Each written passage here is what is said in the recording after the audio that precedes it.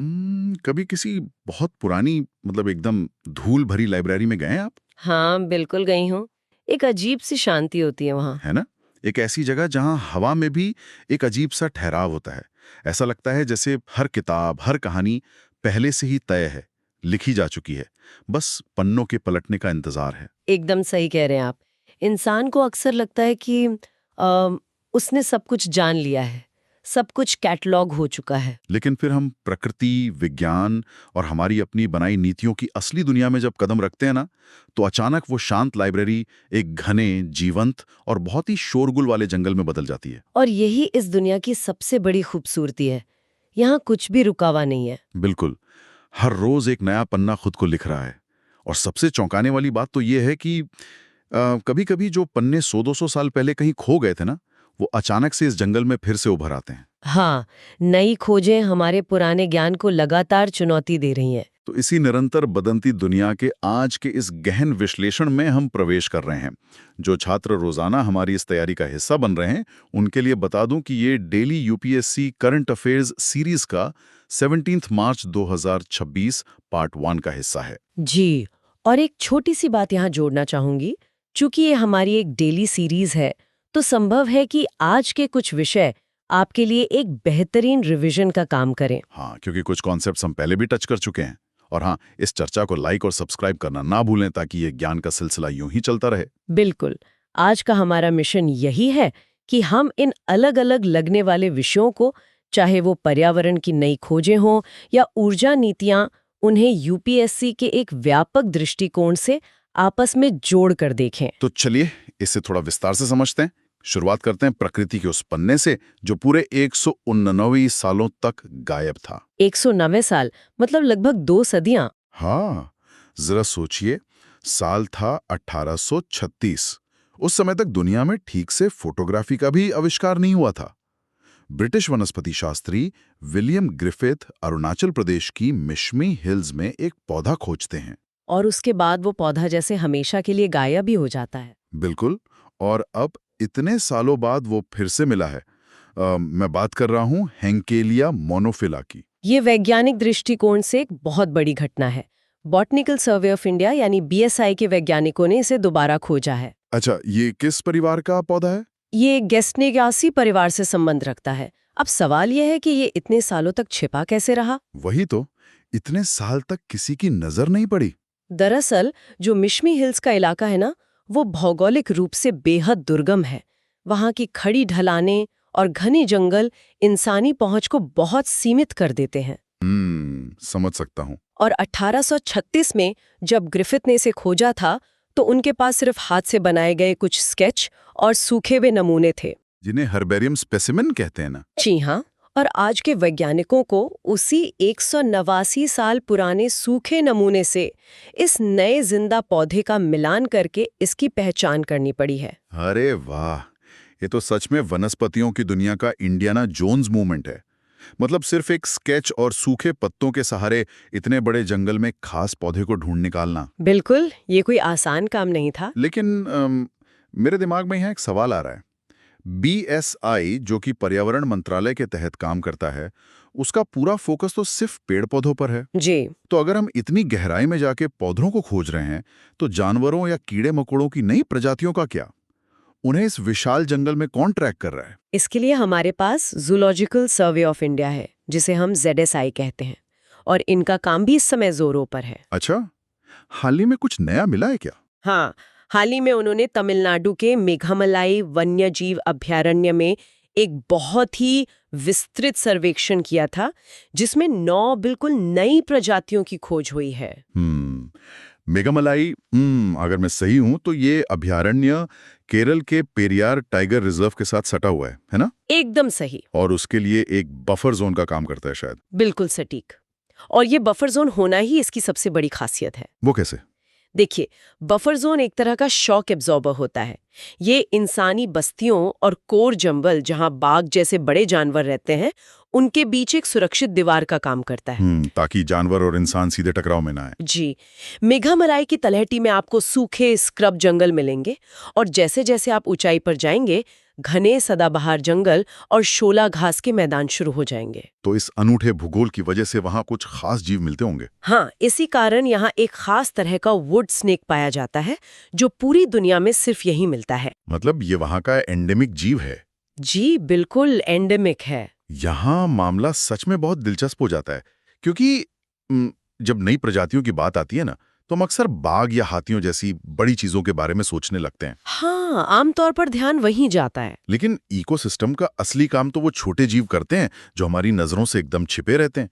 जैसे कि केरल के त्रिशूर जिले में स्थित पीची वाझानी वन्यजीव अभयारण्य की खोज। हाँ, वाझानी डैम के इलाके वाली खोज। जी, वहां वैज्ञानिकों को केंचुए की एक बिल्कुल नई प्रजाति मिली है, ड्राविडा वझानिया। और ये सच में कोई मामूली बात नहीं है।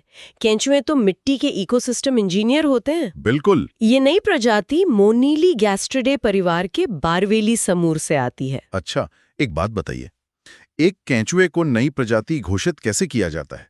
मतलब बाहर से तो सब एक जैसे ही लगते हैं। ये उनके बहुत ही सूक्ष्म शारीरिक ढांचे को देखकर होता है। ड्राविडा वार्जानिया की पहचान इसके बेहद छोटे आकार से हुई है। अच्छा। और इसके अलावा इसमें एक खास तरह की प्रोस्टेट ग्रंथि पाई गई है जिसका आकार इंसानी किडनी या बीन के बीज जैसा होता है। ओह, तो इंटरनल ऑर्गन से पहचान होती है। हाँ, और इस नई खोज को मिलाकर अब भारत में सिर्फ ड्राविडा केंचुओं की कुल 83 प्रजातियां हो गई हैं। 83 प्रजातियां, वो भी सिर्फ एक जीनस की। ये तो साफ बताता है कि हमारे पैरों के नीचे की जमीन खुद में एक पूरी और बहुत जटिल दुनिया है। एकदम सही कहा आपने। लेकिन एक अजीब सा विरोधाभास भी है यहाँ। एक तरफ तो हम जमीन के अंदर से नए केंचुए तक खोज निकाल रहे हैं जी, और दूसरी तरफ जो विशाल जीव हमारे सामने खुले मैदानों में घूम रहे हैं, हम उन्हें नहीं बचा पा रहे हैं। मेरा इशारा ग्रेट इंडियन बस्टर्ड की तरफ है। हाँ, ये हमारे समय की सबसे बड़ी पर्यावरणीय त्रासदियों में से एक है। बिल्कुल। द ग्रेट इंडियन बस्टर्ड, जिसे हम GIB भी कहते हैं, कभी पूरे पश्चिमी और मध्य भारत में पाया जाता था, लेकिन आज ये विलुप्त होने के कगार पर है। मुझे तो ये पक्षी हमेशा से बहुत आकर्षक लगा है। मतलब ये 15 किलो तक का हो सकता है। हाँ, ये दुनिया के सबसे भारी उड़ने वाले पक्षियों में से एक है। सोचिए, एक उड़ने वाला पक्षी जो एक औसत दर्जे के कुत्ते जितना भारी है। मैं तो इसे भारतीय रेगिस्तान का शुतुरमुर्ग कहता हूँ। ये तुलना काफी हद तक सही है। और इसके खाने की आदतें भी कमाल की हैं। ये एक अपॉर्चुनिस्टिक ईटर है, मतलब जो मिल जाए खा लो। हाँ, कीड़े मकोड़े, छिपकली, छोटे सांप, चूहे, घास के बीज, सब कुछ। इसे खाने के बिल्कुल नखरे नहीं है, फिर भी इनकी संख्या इतनी कम क्यों हो रही है? इसका भारी शरीर और इसका हॉरिजॉन्टल पोस्चर ही इसकी सबसे बड़ी कमजोरी बन गया है। हॉरिजॉन्टल पोस्चर मतलब क्षैतिज मुद्रा? जी, उड़ते समय इसका शरीर जमीन के एकदम समानांतर होता है और इसका फ्रंटल विजन यानी सामने देखने की क्षमता बहुत कमजोर होती है। ओह, तो इस वजह से वो सामने की चीजें नहीं देख पाते। हाँ, और इसी वजह से ये अक्सर रेगिस्तान में बिछी जो हाई वोल्टेज बिजली की तारें होती हैं उनसे टकरा जाते हैं। ये तो बहुत दुखद है। और इसके अलावा इनका प्राकृतिक आवास यानी जो खुले घास के मैदान हैं, वो कृषि और सौर ऊर्जा परियोजनाओं के कारण तेजी से खत्म हो रहे हैं। तो आज ये मुख्य रूप से कहाँ बचे हैं? आज इनकी मुख्य आबादी सिर्फ राजस्थान के जैसलमेर और बाड़मेर तक ही सिमट गई है। तो सरकार इसके लिए क्या कर रही है? मैंने कहीं पढ़ा था कि प्रोजेक्ट ग्रेट इंडियन बस्टर्ड के तहत कोई कैप्टिव ब्रीडिंग प्रोग्राम चल रहा है, जिसका अब चौथा साल शुरू हो गया है। हाँ, बिल्कुल। पर क्या इतने बड़े पक्षी को बाड़े में पालना इतना आसान काम है? बिल्कुल नहीं। ये एक बहुत ही जटिल वैज्ञानिक प्रक्रिया है। आपको बता दूं, IUCN ने इसे क्रिटिकली एंडेंजर्ड माना है। मतलब गंभीर रूप से खतरे में? हाँ, और ये साइट्स के अपेंडिक्स 1 में भी शामिल है। अपेंडिक्स 1 का मतलब तो ये हुआ कि इसे उच्चतम स्तर की वैश्विक कूटनीतिक सुरक्षा प्राप्त है ना? एकदम सही। इसके अंतर्राष्ट्रीय व्यापार पर पूर्ण प्रतिबंध है। तो इस कैप्टिव ब्रीडिंग में वैज्ञानिक करते क्या है? इसमें वैज्ञानिकों को अंडों को कृत्रिम रूप से इंक्यूबेट करना पड़ता है, और जब चूजे बाहर आते हैं तो एक बहुत ही अनोखा तरीका अपनाया जाता है। कैसा तरीका? ताकि चूजों को इंसानों की आदत न पड़े, वैज्ञानिक खुद बस्टर्ड पक्षी के आकार की पपेट यानी कठपुतली पहनकर उन्हें खाना खिलाते हैं। वेड है, सच में? पपेट पहनकर खाना खिलाना ताकि वो जंगली ही बने रहें? जी हाँ। ये तो संरक्षण का एक बिल्कुल ही अलग स्तर है। लेकिन अगर हम इससे बड़ी तस्वीर से जोड़कर देखें तो हमें ये समझना होगा कि प्रजातियों के खत्म होने का कारण सिर्फ बिजली की तारें या सीधा शिकार नहीं है। तो और क्या है? हमारी आधुनिक जीवन शैली का कचरा भी अब एक मूक हत्यारा बन चुका है और इस पर संयुक्त राष्ट्र पर्यावरण कार्यक्रम यानी UNEP ने हाल ही में एक बहुत ही गंभीर चेतावनी जारी की है। क्या ये यूएनईपी की वो रिपोर्ट है जो safe disposal of unused medicines के बारे में है? बिल्कुल वही रिपोर्ट है। हम अक्सर क्या करते हैं कि एक्सपायर हो चुकी या बची हुई दवाओं को बस डस्टबिन में डाल देते हैं या सिंक में बहा देते हैं। हाँ, आमतौर पर सब यही करते हैं। हमें लगता है कि कचरा चला गया। लेकिन वो दवाइयाँ पानी के जरिए नदियों और झीलों में पहुंच जाती हैं। पर हमारे पास तो वाटर ट्रीटमेंट प्लांट्स है ना, वो इसे साफ नहीं करते। वो सामान्य कचरे को तो साफ कर सकते हैं, लेकिन इन दवाओं के जो एक्टिव फार्मास्यूटिकल इंग्रेडिएंट्स होते हैं, जिन्हें API कहते हैं, उन्हें फिल्टर नहीं कर पाते। तो क्या इसका मतलब ये है कि हमारी फेंकी हुई पैरासीटामॉल या एंटीबायोटिक्स सीधा मछलियों और मेंढकों के शरीर में जा रही हैं? बिल्कुल, और इसी प्रक्रिया को बायो एक्यूमुलेशन कहते हैं। ये तो बहुत खतरनाक लग रहा है। बहुत ज्यादा। ये दवाइयाँ जलीय जीवों के हार्मोनल सिस्टम को तबाह कर रही हैं और पर्यावरण में एंटी माइक्रोबियल रेजिस्टेंस पैदा कर रही हैं। मतलब ऐसी सुपरबग्स बन रहे हैं जिन पर भविष्य में कोई दवाई असर नहीं करेगी? जी, और UNEP जिसकी स्थापना 1972 में हुई थी और जिसका मुख्यालय नैरोबी में है, वो इसी तरह के वैश्विक खतरों पर लगातार नजर रखता है। इसका कोई मुख्य ढांचा भी है जो ये सब कंट्रोल करता है? हाँ, इसकी मुख्य संस्था संयुक्त राष्ट्र पर्यावरण सभा है, जिसे UNEA कहते हैं। चाहे मीनामाता कन्वेंशन हो या फिर उनकी मशहूर एमिशंस गैप रिपोर्ट, UNEP लगातार दुनिया को इस रासायनिक तबाही के प्रति आगाह कर रहा है। ये सब सुनकर सच में डर लगता है। मतलब एक तरफ हमारा पर्यावरण दम तोड़ रहा है, प्रदूषण लगातार बढ़ रहा है, हाँ, लेकिन दूसरी तरफ भारत जैसे विकासशील देश की अपनी कुछ मजबूरियां भी तो हैं। हमें अपनी 1.4 अरब की आबादी को गरीबी से बाहर निकालना है। बिल्कुल, और उसके लिए ऊर्जा चाहिए। बहुत भारी मात्रा में ऊर्जा चाहिए। हम विकास को रोक तो नहीं सकते ना? और यहीं पर विज्ञान हमारे बचाव में आता है। भारत इस समय स्वच्छ ऊर्जा विकल्पों की तरफ बहुत तेजी से कदम बढ़ा रहा है। कोई नया विकल्प आया है क्या? हाँ, इसका एक बेहतरीन उदाहरण है डाइमिथाइल ईथर, जिसे हम DME गैस भी कहते हैं। अच्छा, हाँ, मैंने हाल ही में न्यूज़ में देखा था कि CSIR NCL ने इस DME गैस को एक औद्योगिक स्तर पर उत्पादित करने की तकनीक विकसित कर ली है। बिल्कुल, ये एक रंगहीन गैस है जिसे डीजल के एक बहुत ही शानदार विकल्प के तौर पर देखा जा रहा है। पर इसमें ऐसा खास क्या है जो ये डीजल को रिप्लेस कर सके? DME की सबसे बड़ी खूबी है इसका उच्च सिटिन नंबर। एक मिनट, हम तो अक्सर पेट्रोल पंप पर ऑक्टेन नंबर लिखा हुआ देखते हैं। ये सिटिन नंबर उससे कैसे अलग है? ये बहुत ही अच्छा सवाल है। देखिए, पेट्रोल इंजन में ऑक्टेन नंबर ये तय करता है कि ईंधन कितनी देर तक बिना जले दबाव सह सकता है। मतलब उसमें धैर्य कितना है ताकि वो समय से पहले ब्लास्ट न हो जाए, जिसे नॉकिंग कहते हैं। एकदम सही। लेकिन डीजल इंजनों में हमें बिल्कुल उल्टा चाहिए होता है। वहां हम चाहते हैं कि ईंधन चैम्बर में जाते ही तुरंत आग पकड़ ले। अच्छा, तो सीटन नंबर ईंधन की इसी इग्निशन की तेजी को मापता है। DME का सीटन नंबर बहुत अधिक होता है, जिसका मतलब है कि ये इंजन में जाते ही बेहतरीन तरीके से जलता है। और शायद इसी बेहतरीन तरीके से जलने का कारण ये प्रदूषण भी कम करता है। बिल्कुल। जब पारंपरिक डीजल जलता है तो उसमें से बहुत सारी कालिख और खतरनाक नाइट्रोजन और सल्फर के ऑक्साइड्स निकलते हैं, जिन्हें NOx, NOx और SOx, SOx कहते हैं। हाँ, जो कि स्मॉग का मुख्य कारण है। लेकिन DME की रासायनिक संरचना में कार्बन-कार्बन बॉन्ड होते ही नहीं है, इसलिए ये जलने पर लगभग शून्य कालिख और बहुत ही कम हानिकारक गैसें पैदा करता है। तो इस सब का असल मतलब क्या है? मतलब? मेरा मतलब है, अगर हमारे पास DME जैसी इतनी शानदार और स्वच्छ तकनीक है जो प्रदूषण को लगभग खत्म कर सकती है, तो हम अपनी पूरी अर्थव्यवस्था को रातों रात इस पर शिफ्ट क्यों नहीं कर देते? ये इतना आसान नहीं है। हम आज भी पूरे देश में पहाड़ों को चीर कर इतनी भयानक माइनिंग क्यों कर रहे हैं? अगर स्वच्छ विकल्प है तो खनन क्यों? क्योंकि ऊर्जा सिर्फ गाड़ियां को चलाने के लिए नहीं चाहिए होती है। ऊर्जा और खनिज किसी भी देश के बुनियादी ढांचे की रीढ़ होते हैं। पॉइंट तो है। आप DME गैस से एक ट्रक तो चला लेंगे, लेकिन वो ट्रक जिस पुल पर चलेगा, जो रेलवे लाइनें पूरे देश में बिछेंगी, जो अस्पताल बनेंगे, उन सब के लिए स्टील और लोहा चाहिए। और इसके लिए खनन अपरिहार्य है। इसे टाला नहीं जा सकता। एकदम सही। और अगर हम खनन के स्केल की बात करें ना, तो एनएमडीसी लिमिटेड ने हाल ही में जो आंकड़ा छुआ है वो सच में दिमाग को चकरा देने वाला है। हाँ, वो 50 मिलियन टन वाला आंकड़ा। जी, एक ही वित्तीय वर्ष में 50 मिलियन टन लौह अयस्क यानी आयरन ओर का उत्पादन। का ब्रिज या फिर एफिल टावर खड़े कर सकते हैं। बाप रे। एनएमडीसी भारत की पहली माइनिंग कंपनी बन गई है जिसने ये ऐतिहासिक आंकड़ा पार किया है। ये सरकारी कंपनी है ना? हाँ, ये इस्पात मंत्रालय के तहत काम करने वाली एक नवरत्न कंपनी है।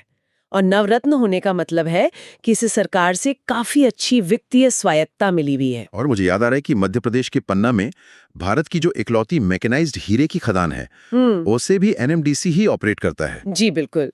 लेकिन इससे एक बहुत जरूरी सवाल खड़ा होता है। कौन सा सवाल? इतनी विशाल खदानों को चलाने के लिए, पत्थरों को तोड़ने और लोहे को पिघलाने के लिए बहुत भारी मात्रा में बिजली चाहिए। हाँ, और अगर हम वो बिजली कोयले से बनाएंगे तो फिर से वही प्रदूषण की समस्या खड़ी हो जाएगी। बिल्कुल।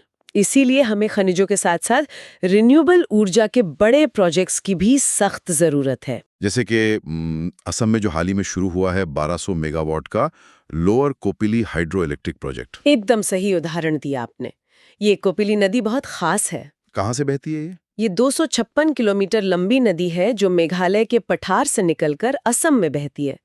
दिलचस्प बात यह है कि मेघालय में अनियंत्रित रैट होल माइनिंग के कारण इस नदी का पानी बहुत एसिडिक यानी तेजाबी हो गया था। तो ऐसे एसिडिक पानी में टरबाइन लगाना तो बहुत मुश्किल रहा होगा, वो तो गल जाते होंगे। बिल्कुल।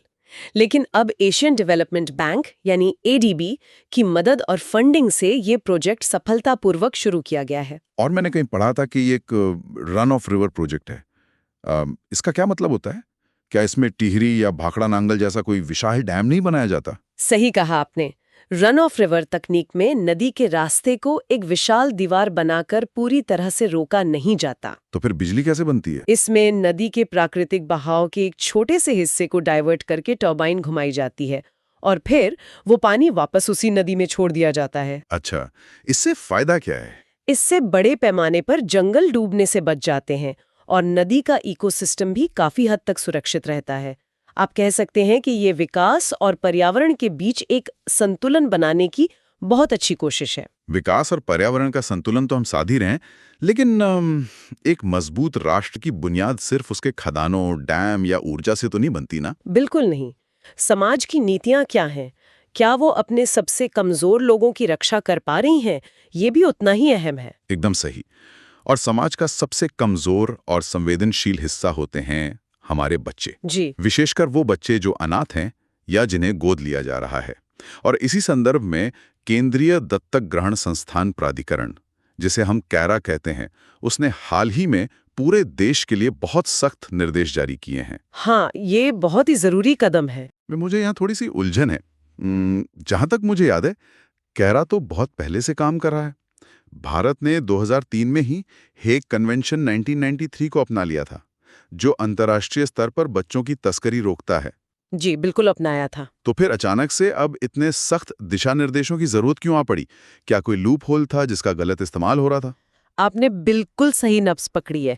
देखिए, कानून तो था, लेकिन आज के इस डिजिटल युग में चुनौतियां पूरी तरह बदल गई हैं। अच्छा, डिजिटल युग की वजह से? हाँ, कैरा जो कि महिला एवं बाल विकास मंत्रालय के तहत जेजे एक्ट 2015 के अनुसार एक वैधानिक निकाय है, उसने ये नोटिस किया कि कई बार गोद लेने की प्रक्रिया के दौरान बच्चों की पहचान सार्वजनिक हो रही थी। मतलब लोग सोशल मीडिया पर तस्वीरें शेयर कर रहे थे? बिल्कुल।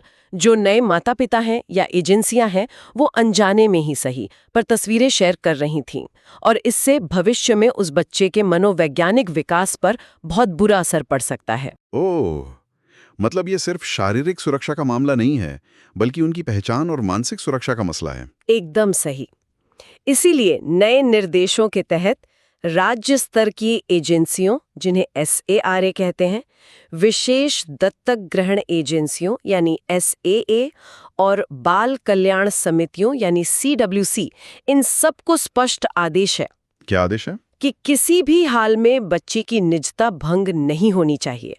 अगर कोई भी नियम तोड़ता है तो अब उसका लाइसेंस तुरंत प्रभाव से रद्द किया जा सकता है। ये तो बहुत सख्त है। ये सुनिश्चित करना जरूरी है कि बच्चा एक सुरक्षित और एकदम गुमनाम माहौल में अपने नए परिवार का हिस्सा बने, बिना किसी पब्लिक स्टिग्मा के। ये एक बहुत ही परिपक्व और जरूरी कदम है। नीतियां बच्चों का भविष्य सुरक्षित करती हैं, लेकिन इस भविष्य को अर्थ कौन देता है? हमारी संस्कृति और हमारा साहित्य। बिल्कुल। तो चलिए इस गहन विश्लेषण के अंतिम चरण में चलते हैं और बात करते हैं भारत के सबसे प्रतिष्ठित साहित्यिक सम्मान की, ज्ञानपीठ पुरस्कार। ये हमारी सांस्कृतिक धरोहर का सच में एक बहुत ही गौरवशाली पन्ना है। 2025 के लिए ये पुरस्कार प्रसिद्ध तमिल गीतकार, कवि और लेखक आर वैरामुथु को देने की घोषणा की गई है। ज्ञानपीठ पुरस्कार तो भारतीय साहित्य का सर्वोच्च शिखर माना जाता है। इसकी शुरुआत शायद 1961 में हुई थी, है ना? जी हाँ, 1961 में इसे स्थापित किया गया था। और मुझे ये भी याद है कि इसके तहत विजेता को 11 लाख रुपए, एक प्रशस्ति पत्र और देवी वाग्देवी यानी सरस्वती जी की एक कांस्य प्रतिमा दी जाती है। हाँ, और आपको पता है वो वाग्देवी की प्रतिमा कोई आम प्रतिमा नहीं है। अच्छा। वो मध्य प्रदेश के धार स्थित ऐतिहासिक भोजशाला मंदिर की मूल वाग्देवी प्रतिमा की एक रेप्लिका यानी प्रतिकृति है। अरे वाह, ये तो बहुत दिलचस्प ऐतिहासिक कनेक्शन है। और अगर इतिहास की बात करें तो 1965 में सबसे पहला ज्ञानपीठ पुरस्कार मलयालम कवि जी शंकर कुरूप को मिला था। किस रचना के लिए? उनके शानदार कविता संग्रह ओडक कुजल के लिए। लेकिन इस पुरस्कार के नियम बहुत ही दिलचस्प हैं। मैंने सुना है कि इसमें कोई भी व्यक्ति खुद को नॉमिनेट नहीं कर सकता। बिल्कुल नहीं कर सकता। और ये सिर्फ जीवित भारतीय नागरिकों को ही मिलता है। एकदम सही। मरणोपरांत ये पुरस्कार कभी नहीं दिया जाता। इसके अलावा साहित्यकार की रचनाएं भारतीय संविधान की 8वीं अनुसूची में शामिल 22 भाषाओं में से किसी एक में या फिर अंग्रेजी में होनी चाहिए। और वो कूलिंग ऑफ पीरियड वाला क्या नियम है? वो भी काफी चर्चा में रहता है। वो इसका सबसे अनोखा नियम है। मान लीजिए इस साल 2025 में तमिल भाषा के लिए आर वैरामुथु को ये पुरस्कार मिल रहा है। हाँ। तो अगले 2 वर्षों तक तमिल भाषा के किसी भी अन्य साहित्यकार के नाम पर विचार ही नहीं किया जाएगा। अच्छा, ताकि बाकी भाषाओं को मौका मिले। बिल्कुल।